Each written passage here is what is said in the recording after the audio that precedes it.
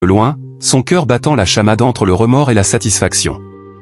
Mama, même blessée, trouvait la force de sourire et de rassurer ses enfants. Nous allons nous en sortir, mes chers. Le docteur dit que nous devons rester forts comme les lions, murmura-t-elle.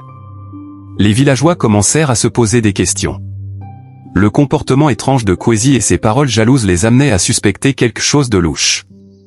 Les murmures devinrent des rumeurs, et bientôt, une confrontation eut lieu. « Et Kwezi, pourquoi es-tu toujours aussi aigri chaque fois que cette famille est heureuse ?» demanda un ancien du village. Kwezi, pris au dépourvu, avoua son acte, tremblant comme une feuille de bananier sous la pluie. Malgré la gravité de leurs blessures, la famille montrait des signes de rétablissement. Grâce aux soins minutieux des médecins et à leur détermination inébranlable, ils commençaient à se remettre sur pied. L'espoir renaissait comme un phénix. Kofi, avec un bandage autour de la tête, se mit à raconter des blagues pour faire rire Ama et les autres enfants de l'hôpital.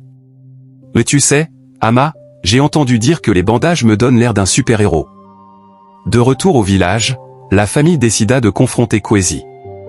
Mais au lieu de vengeance, ils choisirent le pardon.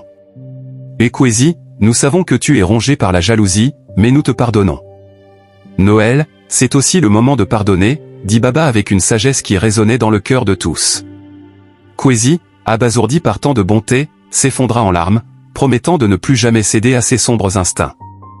Enfin, la famille rentra chez elle, accueillie par une foule de villageois prêts à célébrer Noël avec eux. La maison, décorée de lumière, résonnait de rires et de chansons. La joie et l'unité régnaient, et même Kwezi fut invité à partager le festin, car Noël, c'est aussi l'amour et le pardon.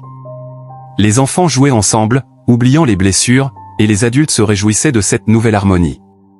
Assis autour du sapin, la famille réfléchissait aux événements récents. Ils avaient appris que l'espoir et la résilience pouvaient triompher de n'importe quelle adversité. « Nous avons traversé une épreuve, mais nous sommes plus forts maintenant, » dit Mama, ses yeux brillants de fierté. Ils savaient maintenant que le véritable esprit de Noël réside dans la famille, l'amour et le pardon.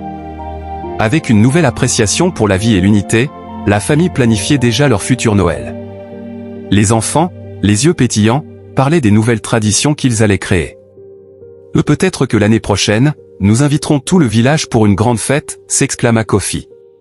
Baba, souriant, prit une dernière photo de ce moment précieux, immortalisant l'esprit inébranlable de leur famille. Et ainsi, dans ce petit village, le Noël redécouvert devint une légende, une histoire racontée avec un sourire et un clin d'œil à chaque génération, rappelant à tous que l'espoir et l'amour sont les plus beaux cadeaux de Noël.